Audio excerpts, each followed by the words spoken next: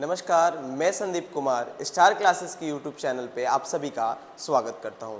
आज हम लोग देखेंगे क्लास 10th के हिस्ट्री का वीवीआई लॉन्ग क्वेश्चन, यानी जितने भी इम्पोर्टेंट लॉन्ग क्वेश्चंस हैं वो इस वीडियो में देखने की कोशिश करेंगे। इसके पहले हम लोग पूरे चैप्टर को टॉपिक वाइज पढ़ चुके हैं, उसके बाद उसके मुख्य रूप से ऑब्जेक्टिव देख चुके हैं, शॉर्ट क्वेश्चंस देख चुके हैं और इस वीडियो में इस चैप्टर के लॉन्ग क्वेश्चन को भी एनालाइज करेंगे। चलिए देखते हैं। पहला है, और वो सारे वीडियोस के लिंक भी आपको डिस्क्रिप्शन में मिल जाएंगे, तो वो देख लेंगे तो ये चीज़ें और बेहतर से समझ में आएंगी। पहला लॉन्ग क्वेश्चन क्या है, देखिएगा, ये क्वेश्चन इस साल भी पूछा हुआ था। पहला क्वेश्चन कह रहा है, राष्ट्रवाद आधुनिक विश्व की राजनैतिक जागृति का प्रतिफल किस प्रकार है, विवेचना करें। यानी जो राष्ट्रवाद की विचारधारा है वो आधुनिक राजनीतिक जागृति का प्रतिफल किस तरीके का है, यानी आजकल के राजनीति के अंदर किस प्रकार से ये जागृति का प्रतिफल है, किस प्रकार से ये प्रदर्शित होता है। देखिएगा आंसर क्या कह रहा है, उत्तर कह रहा है राष्ट्रवाद आधुनिक विश्व की राजनीतिक जागृति का प्रतिफल है। यानी आज के समय में जो राजनीतिक जागृति है उसी का प्रतिफल है राष्ट्रवाद। यह एक ऐसी भावना है जो किसी विशेष भौगोलिक, सांस्कृतिक या सामाजिक परिवेश में रहने वाले लोगों में एकता की वाहक बनती है। यानी राष्ट्रवाद एक प्रकार की क्या है, भावना है जो किसी विशेष भौगोलिक क्षेत्र में या सांस्कृतिक क्षेत्र में या सामाजिक क्षेत्र में रहने वाले लोगों के बीच में एकता का वाहक बनता है। यानी राष्ट्रवाद के विचारधारा से ही लोगों के मन में एकता की भावना आती है, जिससे वो भौगोलिक, सांस्कृतिक या सामाजिक रूप से एक रह पाते हैं, एक हो पाते हैं। कह रहा है राष्ट्रवाद की भावना का बीजारोपण यूरोप में पुनर्जागरण के काल से ही हो चुका था। यानी राष्ट्रवाद की भावना का बीजारोपण शुरुआत कब से हुआ था, तो यूरोप में जब पुनर्जागरण का काल हुआ था तब से हो चुका था। परंतु 1789 में फ्रांसीसी क्रांति से यह उन्नत रूप से प्रकट हुआ।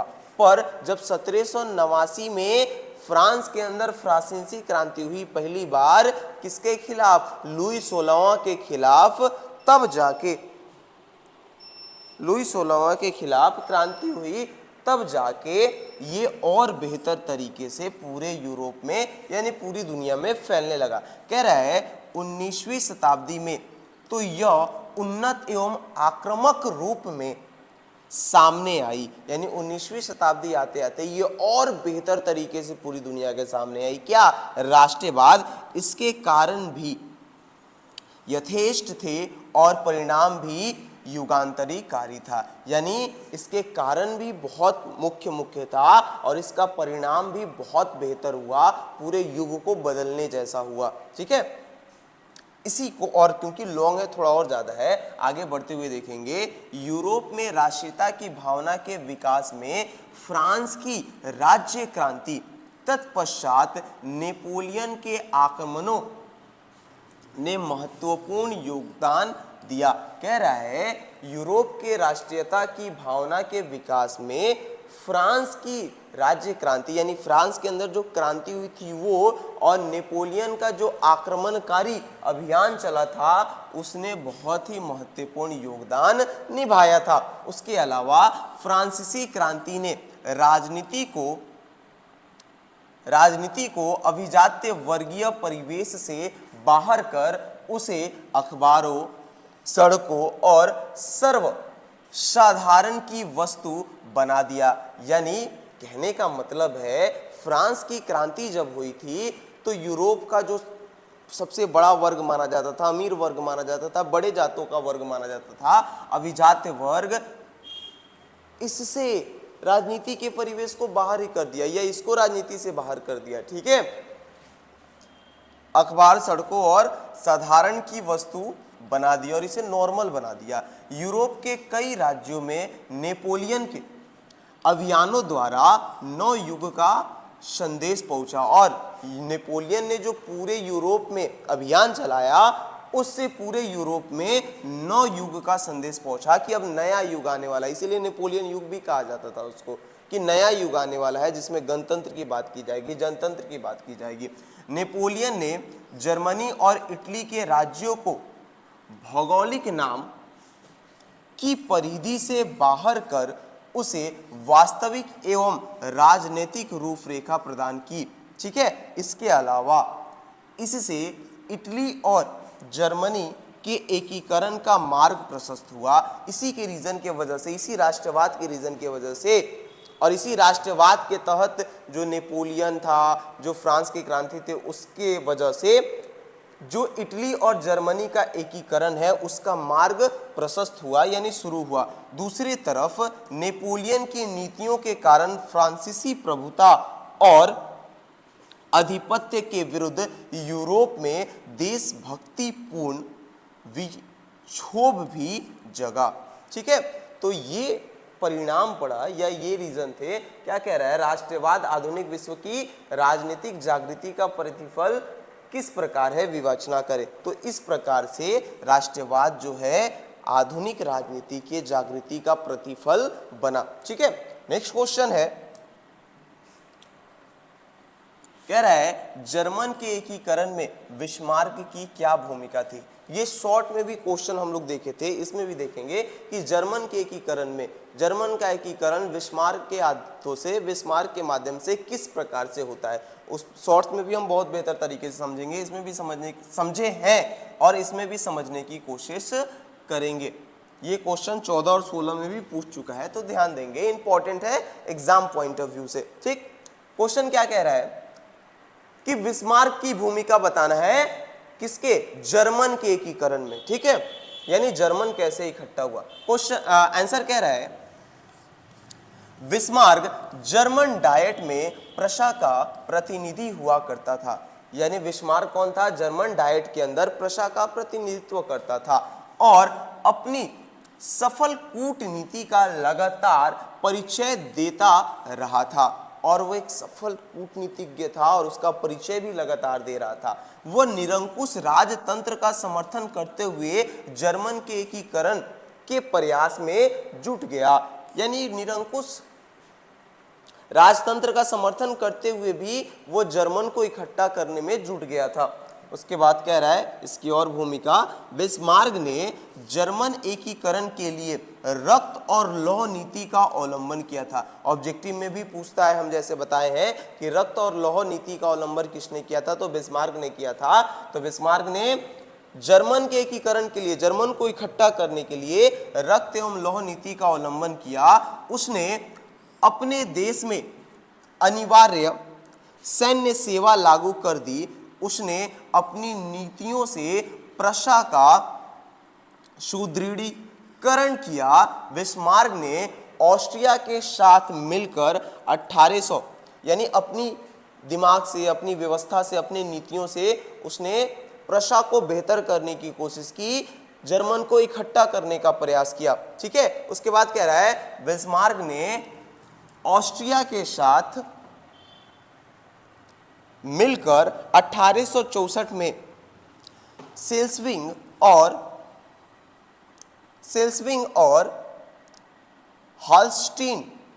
हॉल्स्टीन राज्यों के मुद्दे को लेकर डेनमार्क पर आक्रमण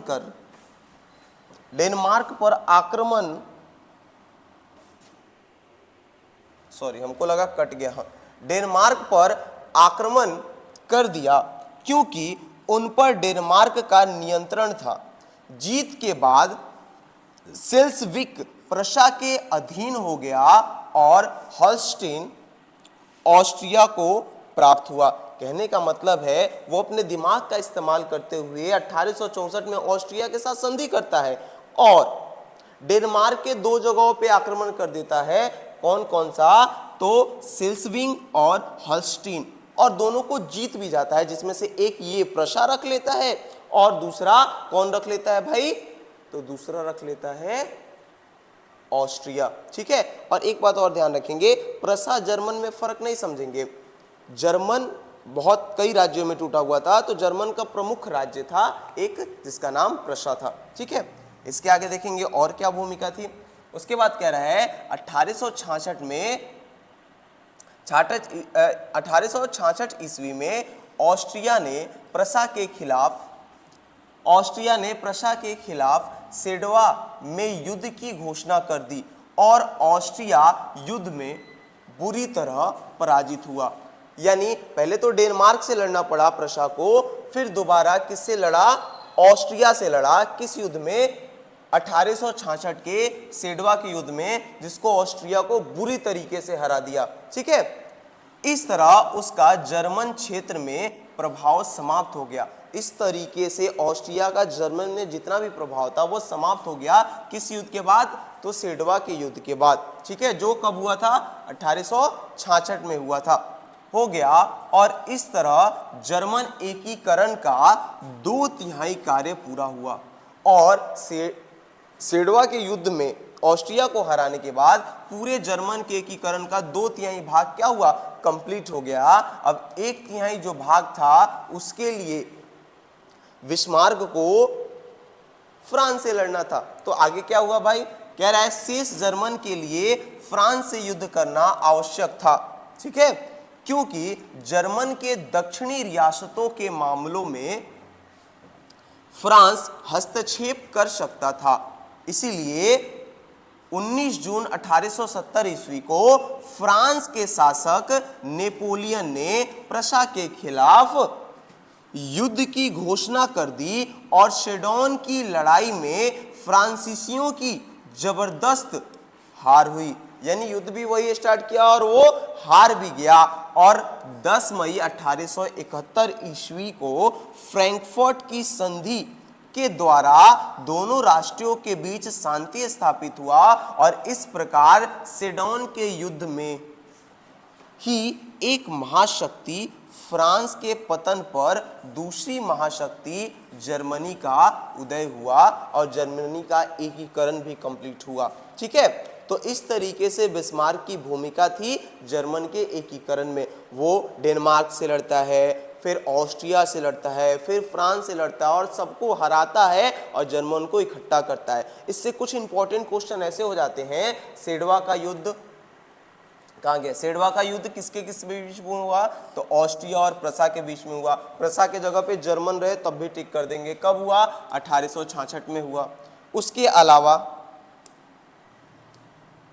सेडोन का युद्ध कब हुआ भाई, तो 1870 में हुआ। किसके बीच हुआ, तो सेडोन का युद्ध हुआ आपको कहाँ गया, फ्रांस और प्रशा के विरुद्ध हुआ। ठीक में, और इसमें भी प्रशा जीता और सेडोन के युद्ध में भी प्रशा जीता, ध्यान रखेंगे। ठीक है, और एक चीज और पूछ सकता है, फ्रैंकफर्ट की संधि कब हुई, तो 1871 में हुई। किसके बीच हुई, तो फ्रांस और प्रशा के बीच में हुई। ठीक है, और उसके बाद 71 में जर्मनी का एकीकरण कंप्लीट हुआ। नेक्स्ट क्वेश्चन देखेंगे, प्रश्न नंबर 3 कह रहा है इटली के एकीकरण में मेजनी, काउर और गैरीबाल्डी के योगदानों का वर्णन करें। इनके योगदानों के बारे में अलग अलग भी पूछ सकता है और एक में भी पूछ सकता है। यानी मेजनी, काउर और गैरीबाल्डी के योगदानों का वर्णन करना है। ये क्वेश्चन 2020 में भी आ चुका है, तो ध्यान रखेंगे। आइए देखते हैं, कह रहा है इटली के एकीकरण में मेजनी, काउर है। ठीक है,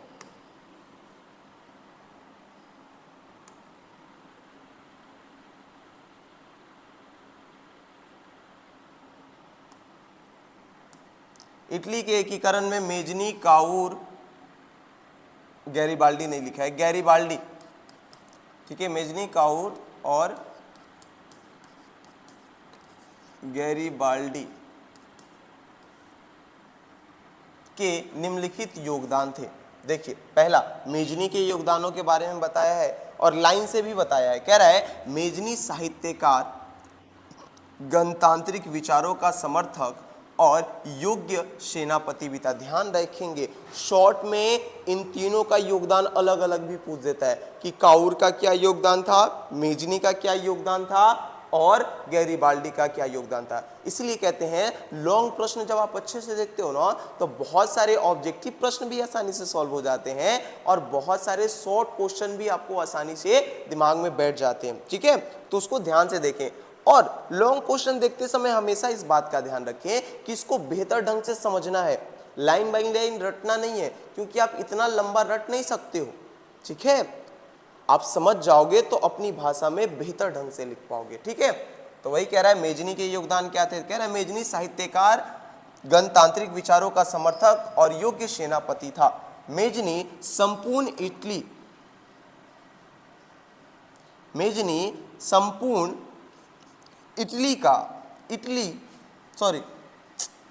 इटली का एकीकरण कर उसे एक गणराज्य बनाना चाहता था, जबकि सार्डिनिया पिडमाउंट का शासक चार्ल्स एल्बर्ट अपने नेतृत्व में सभी प्रांतों का विलय चाहता था और उधर पोप भी इटली को धर्म राज्य बनाने का पक्षधर था।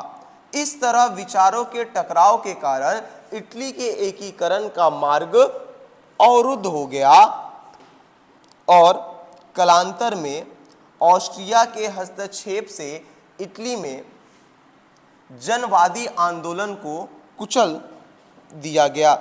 इस प्रकार मेजनी की पुनः हार हुई और वो पलायन कर गया। कहने का मतलब है मेजनी जो इतना अच्छा व्यक्ति था वो चाहता था इटली का एकीकरण कर पाए, पर सार्डिनिया पिडमाउंट का जो उस समय का शासक था चार्ल्स एल्बर्ट, ये चाहता था कि मेरे हिसाब से इटली का एकीकरण हो, और जो रोम में जिसका शासन था पोप, वो चाहता था मेरे अनुसार, धर्म नीतियों के अनुसार। पोप का मतलब बताए थे आप लोग को, ईसाई धर्म का प्रमुख व्यक्ति। तो धर्म के अनुसार पूरे इटली का एकीकरण हो, और इन तीनों के विचारों के वजह से चाहते तीनों यही थे, इटली का एकीकरण ही, पर तीनों अपने अपने अकॉर्डिंग और तीनों के अपने अपने विचार के टकराव के वजह से इटली का एकीकरण नहीं हो पाया और उसमें भी बीच में ऑस्ट्रिया आके हस्तक्षेप कर दिया। ठीक है, हस्तक्षेप कर देता है तो मेजनी पूरी तरीके से उसके विचार खत्म हो जाते हैं, वो हार जाता है और उसे पलायन करना पड़ता है। कहाँ से? इटली से। नेक्स्ट कह रहा है 1848 ईस्वी तक इटली के एकीकरण के लिए किए गए प्रयास वस्तुतः असफल रहे, यानी मेजनी का जितना भी प्रयास था वो सब असफल रहा, किंतु धीरे धीरे इटली में इन आंदोलनों के कारण जन जागरूकता बढ़ रही थी और राष्ट्रीयता की भावना बढ़ रही थी। यानी भले ही मेजनी का आंदोलन असफल हो गया, पर धीरे धीरे इटली के अंदर राष्ट्रवाद की भावना बहुत तेजी से बढ़ रही थी। इटली में सार्डिनिया पिडमाउंट का नया शासक विक्टर इमैनुअल राष्ट्रवादी विचारधारा का था। यानी सार्डिनिया पिडमाउंट का एक नया राजा बनता है जिसका नाम विक्टर इमैनुअल था, वो राष्ट्रवादी विचारधारा का था और उसके प्रयास से इटली के एकीकरण का कार्य जारी रहा और वो भी कोशिश करता है इटली का एकीकरण अच्छे से हो पाए। अपनी नीति के क्रियान्वयन के लिए विक्टर ने काउंट काउर, कई जगह काबूर भी रहता है पर काउंट काउर यहां आप लिखेंगे, काउंट काउर को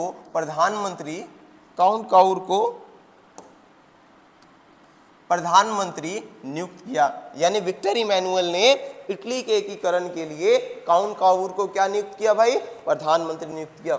अब देखते हैं काउंट काउर की क्या भूमिका थी। ठीक है, इसके बाद काउंट काउर की भूमिका आती है इटली के एकीकरण में।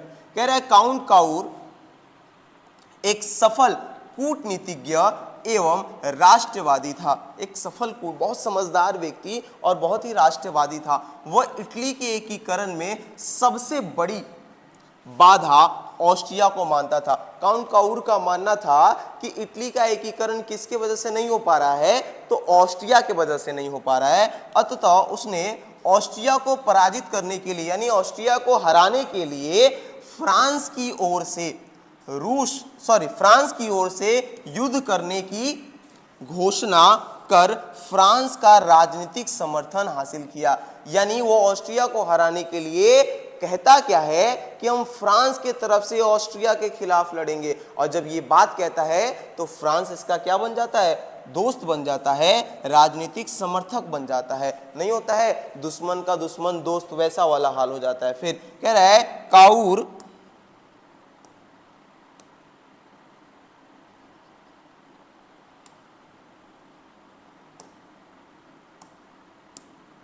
कहाँ गया, हाँ, काउर ने नेपोलियन थर्ड से भी एक संधि की जिसके तहत फ्रांस में ऑस्ट्रिया के खिलाफ पिडमाउंट को सैन्य समर्थन देने का वादा किया।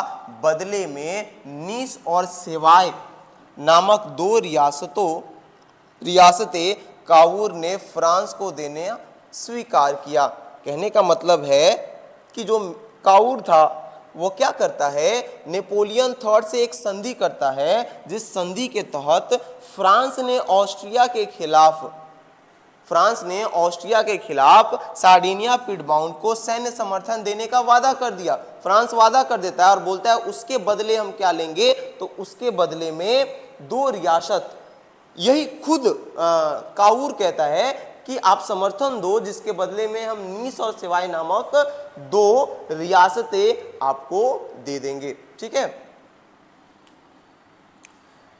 1860-61 में काउर ने सिर्फ रोम को छोड़कर, और ये सभी नीतियों और दिमाग को लगाकर, काउर ने सिर्फ रोम को छोड़कर उत्तर तथा मध्य इटली के सभी रियासतों को मिला लिया तथा जनमत संग्रह कर इसे पुष्ट भी कर लिया।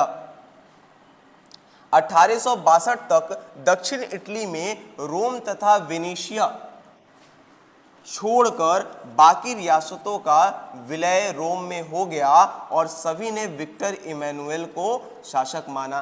कहने का मतलब है कि रोम को छोड़कर जो काउर है उत्तर और मध्य इटली को एकीकृत कर लेता है, और आगे चलकर 62 आते आते दक्षिण इटली भी एकीकृत हो जाती है। यानी कहने का मतलब है रोम और वेनेशिया को छोड़कर, ये दो जगह छोड़कर बाकी पूरी इटली क्या हो जाती है, एकीकृत हो जाती है। कब तक, 1862 आते आते। उसके बाद योगदान आता है गैरीबाल्डी का। ये जो दक्षिण इटली हुआ है ना एकीकृत, उसमें गैरीबाल्डी का ही योगदान था। अगर नॉर्मली भाषा में समझना है ना, आप समझ सकते हो इटली का मैप खोज के। इटली के मैप में जो उत्तर इटली और मध्य इटली का एकीकरण है वो काउर करता है, दक्षिण इटली का एकीकरण जो है वो गैरीबाल्डी करता है, और जो ये दो राज्य बच जाते हैं वेनेशिया और रोम, इसका एकीकरण करता है विक्टर इमैनुएल। ठीक है। और इन सभी के, और शुरू में राष्ट्रवाद की भावना इटली के अंदर डालने वाला मेजनी था। इन चारों के योगदान से इटली का एकीकरण पूर्ण होता है। ठीक है। यहाँ पे गैरीबाल्डी का योगदान है। कह रहा है गैरीबाल्डी पेशे से एक नाविक था, ध्यान रखेंगे ऑब्जेक्टिव में पूछता है, और मेजनी के विचारों का समर्थक, क्योंकि मेजनी ही इटली के अंदर राष्ट्रवाद की भावना लाने वाला था, इसीलिए उसको पैगंबर भी कहते हैं या मसीहा भी। परंतु बाद में काउर के प्रभाव में आकर संवैधानिक राजतंत्र का पक्षधार बन गया। शुरू में वो मेजनी के विचारों का समर्थक था, पर बाद में गैरीबाल्डी काउर के विचारों का समर्थक बन गया। उसने अपने सैनिकों को लेकर इटली के प्रांत सिसिली और नेपल्स, वही दक्षिण वाला भाग था, इटली के दक्षिण वाले भाग थे, सिसिली और नेपल्स पर आक्रमण कर दिया और दक्षिण इटली के जीते गए क्षेत्र को बिना किसी संधि के विक्टर इमैनुएल को सौंप दिया। यानी उसके बाद दक्षिण इटली के कहाँ गया, सिसिली और नेपल्स को जीतता है और बिना किसी संधि को, बिना कुछ किए, बिना कागज पत्र या बिना संधि किए विक्टर इमैनुएल को सौंप देता है। ठीक है। गैरीबाल्डी ने अपनी सारी संपत्ति राष्ट्र को समर्पित कर साधारण किसान की भांति जीवन जीने की ओर अग्रसित हो गया, और आगे चल के वो उसके पास जितनी भी पहले तो जीता हुआ भाग भी दे दिया और जितनी संपत्ति थी वो सब राष्ट्र के नाम कर दिया, और सब राष्ट्र के नाम कर दिया और साधारण किसान के भांति अपना जीवन यापन करने लगा। ठीक है। नेक्स्ट क्वेश्चन देखेंगे हम लोग। नेक्स्ट क्वेश्चन क्या कह रहा है,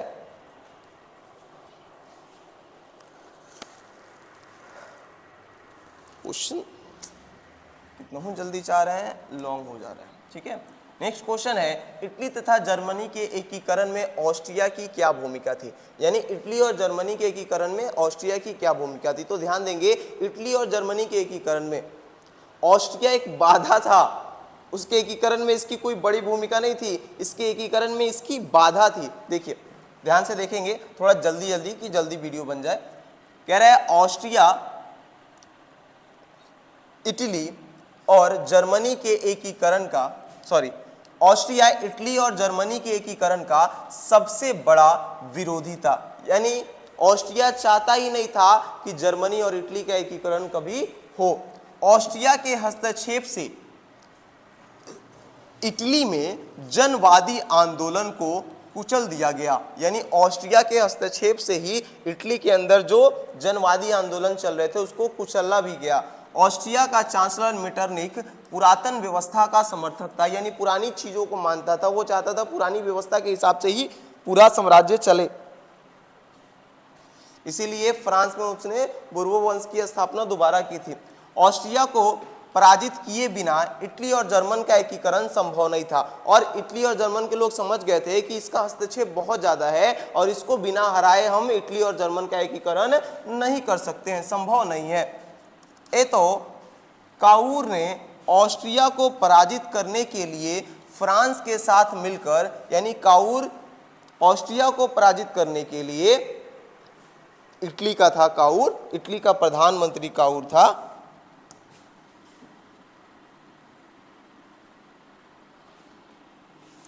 ऑस्ट्रिया को पराजित करने के लिए, कहाँ गया, पराजित करने के लिए फ्रांस के साथ मिलकर क्रीमिया के युद्ध में भाग लिया और फ्रांस का राजनीतिक समर्थन प्राप्त किया।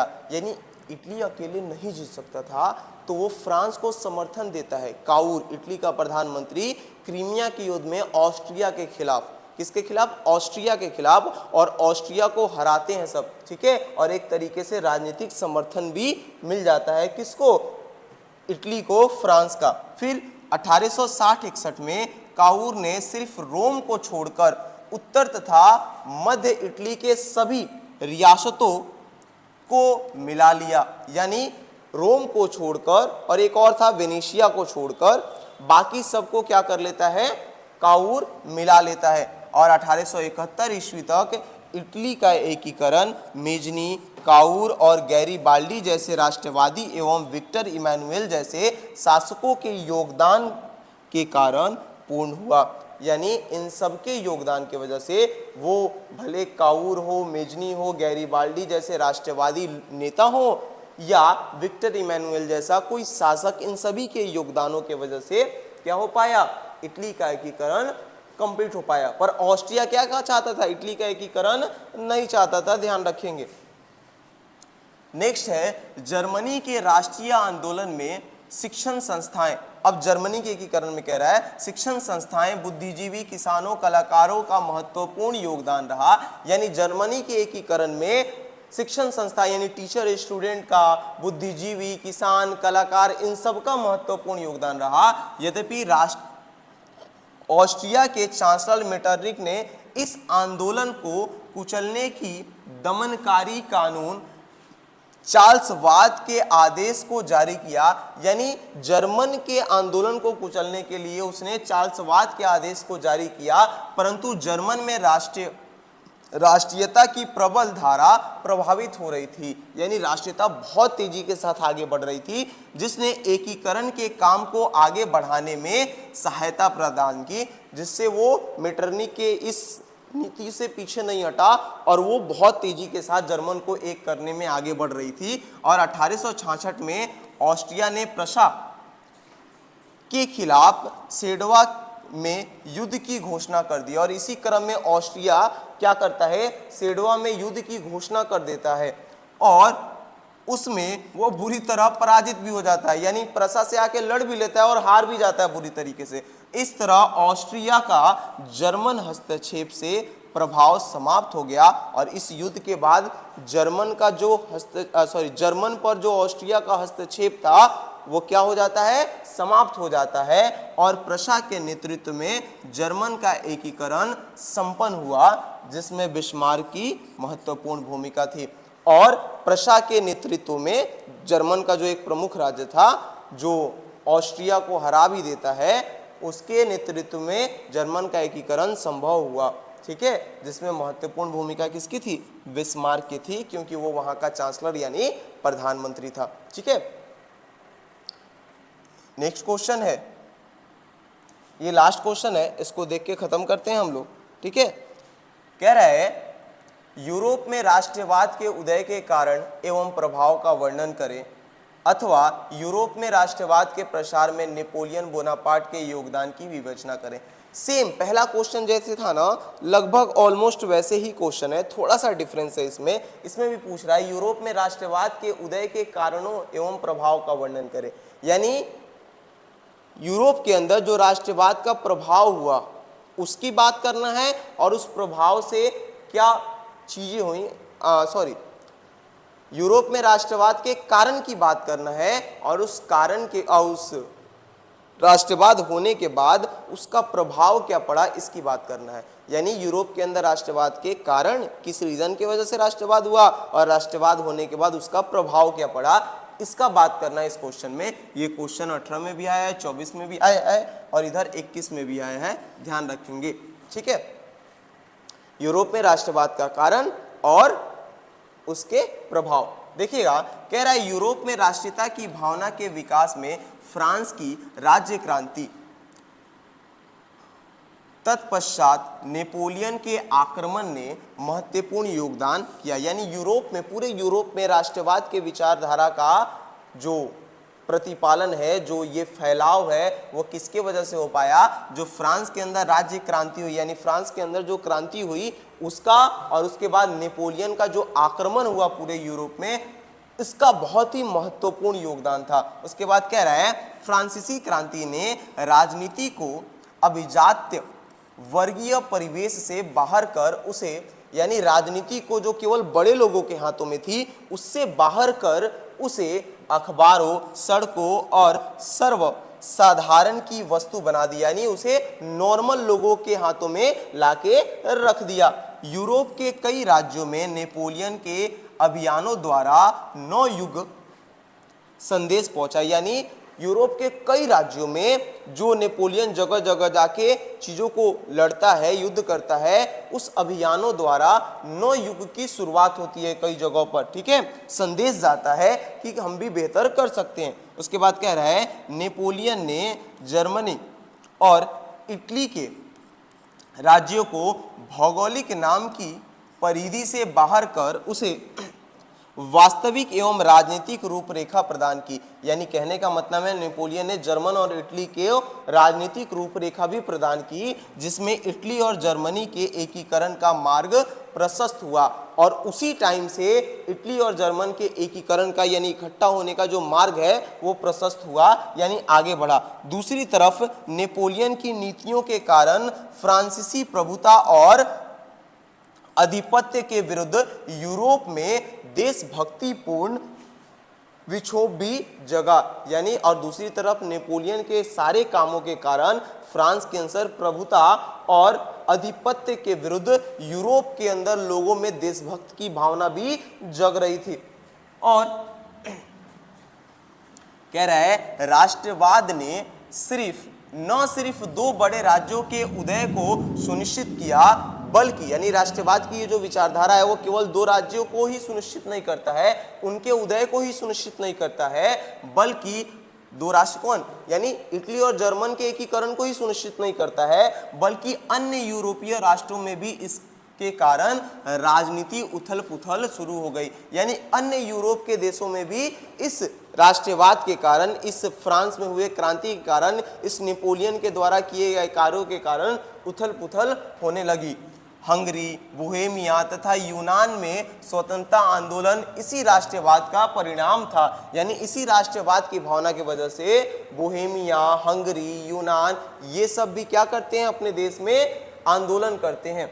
इसी के प्रभाव ने ओटोमन साम्राज्य के पतन की कहानी को अंतिम रूप दिया बल्कन क्षेत्र में राष्ट्रवाद के प्रसार ने स्लाव जाति को संगठित कर सर्बिया को जन्म दिया। यानी इसी राष्ट्रवाद से और भी यूरोप में बहुत सारी क्रांतियां हुई।